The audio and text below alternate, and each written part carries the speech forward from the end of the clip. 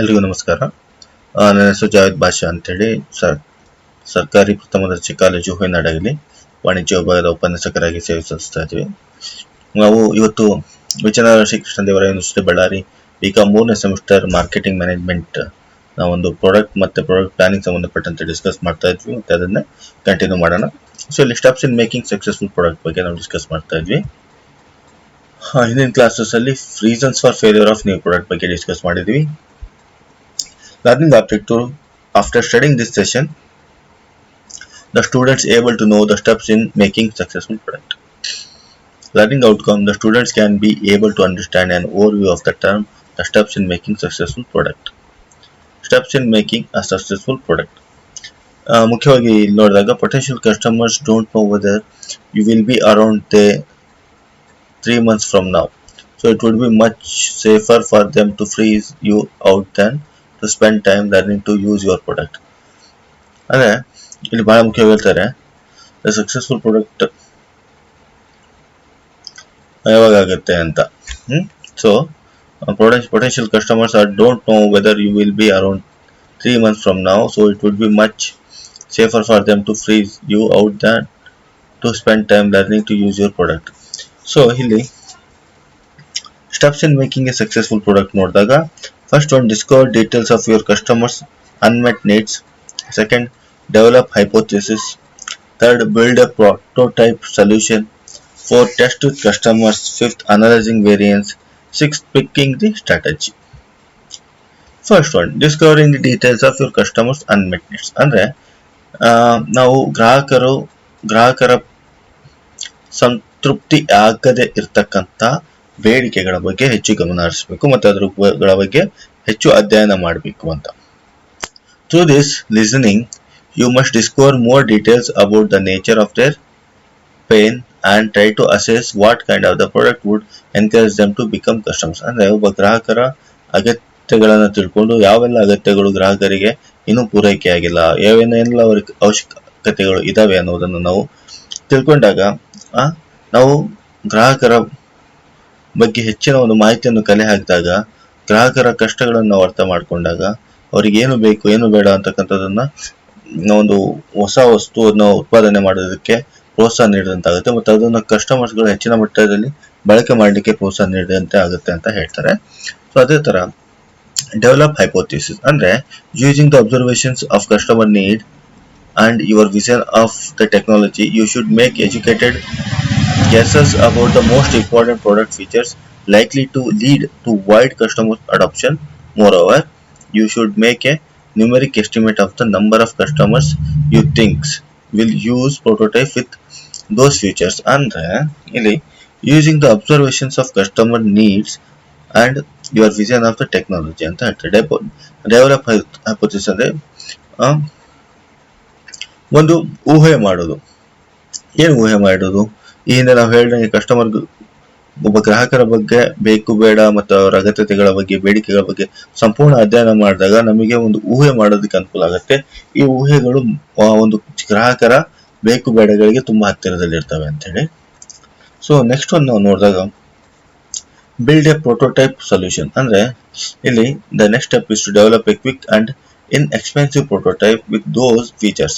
The first version is not likely to meet the customer's unmet need, but it should help you get a better understanding of what you need to do to close the gap between what the prototype can do and what the ultimate product will need to be able to do in order to get the customer to buy it. ಅಂದ್ರೆ build a prototype solution ಅಂದ್ರೆ ಈಗ ನಾವೆಲ್ಲ ಗ್ರಾಹಕರ ಬೇಕು ಬೇಡ ಅಗತ್ಯಗಳು ತಿಳ್ಕೊಂಡಾಗ ಅದ್ರ ಬಗ್ಗೆ ಒಂದು ಊಹೆಗಳನ್ನು ಮಾಡಿದಾಗ ನಾವು ಒಂದು ಪ್ರೋಟೋಟೈಪ್ ಅನ್ನ ಅಥವಾ ಅವರಿಗೆ ಒಂದು ಸೊಲ್ಯೂಷನ್ ನ ಬಿಲ್ಡ್ ಮಾಡೋದಕ್ಕೆ ಸಹಾಯ ಆಗುತ್ತೆ. ಅದು ಕಸ್ಟಮರ್ ಕೊಂಡ್ಕೊಳ್ಳುವಂತೆ ಅವರನ್ನ ಪ್ರೇರೇಪಣೆ ಮಾಡುತ್ತೆ ಅಂತ ಹೇಳ್ತಾರೆ.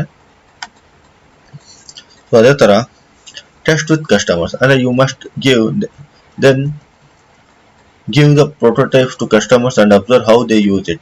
You should keep track of how many customers actually use the product and ask them what they like and don't like about the product. ಅಂದ್ರೆ ಈಗ ಗ್ರಾಹಕರಿಗೆ ಆ ಒಂದು ವಸ್ತುಗಳನ್ನ ಕೊಟ್ಟು ಅವನ್ನ ಬಳಕೆ ಮಾಡಲಿಕ್ಕೆ ಆಹ್ವಾನ ನೀಡೋದು. ಮತ್ತೆ ಆಹ್ವಾನ ನೀಡಿ ಎಷ್ಟು ಜನ ಗ್ರಾಹಕರು ಆ ಒಂದು ಉತ್ಪನ್ನಗಳನ್ನ ಬಳಕೆ ಮಾಡ್ತಾ ಇದ್ದಾರೆ, ಮತ್ತೆ ಆ ಒಂದು ಉತ್ಪನ್ನಗಳಲ್ಲಿ ಅವರಿಗೆ ಬಹಳ ಇಷ್ಟವಾದ ಅಂಶಗಳು ಯಾವ್ಯಾವು, ಮತ್ತೆ ಅವರಿಗೆ ಇಷ್ಟ ಆಗದೆ ಇರತಕ್ಕಂಥ ಅಂಶಗಳು ಯಾವ್ಯಾವು ಅಂತ ತಿಳ್ಕೊಳ್ಳೋದಕ್ಕೆ ಈ ಒಂದು ಕ್ರಮವನ್ನ ಕೈಗೊಳ್ತಾರೆ.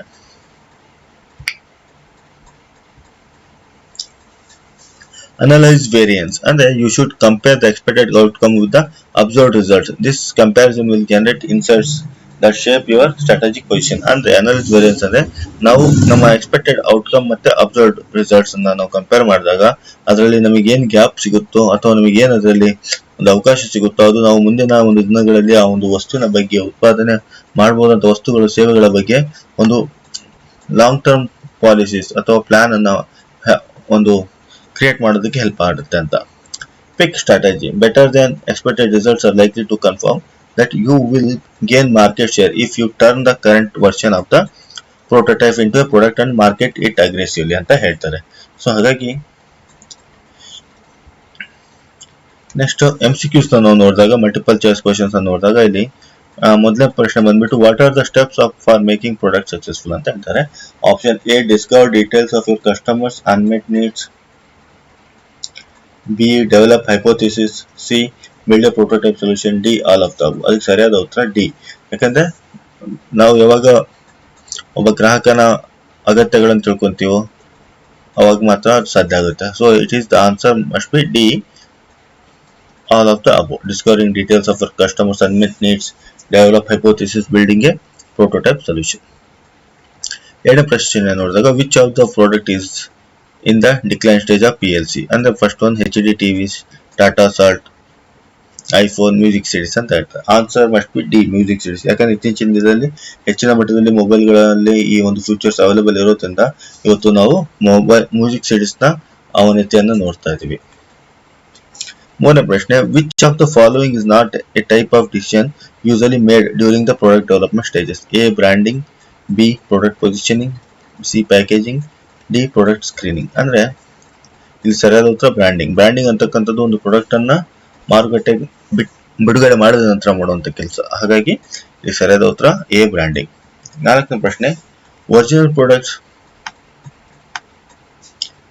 Product improvements, product modifications and new brands that a firm develops through its own research and development efforts are called.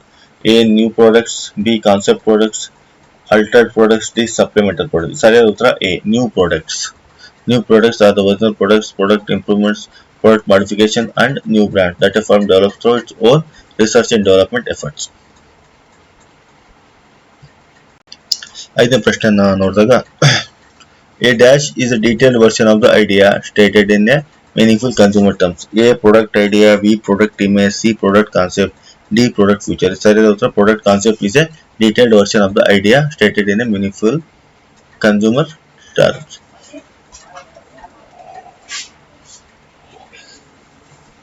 ಒಂದು ರೆಫರೆನ್ಸ್ ನೋಡಿದಾಗ ನಾವು ಕರುಣಾಕರನ್ ಕೆ ಅವರ marketing management, Philip Kotler, Kevin Keller, Abraham Koshy, Mitali Shurji ಅವರ marketing management 13th edition, Sherlekar S ಮತ್ತು Krishnamurthy R ಅವರ marketing management 14th edition, William G Stanton ಅವರ fundamentals marketing 10th edition ನಾವು refer ಮಾಡ್ತಾ ಇದ್ವಿ.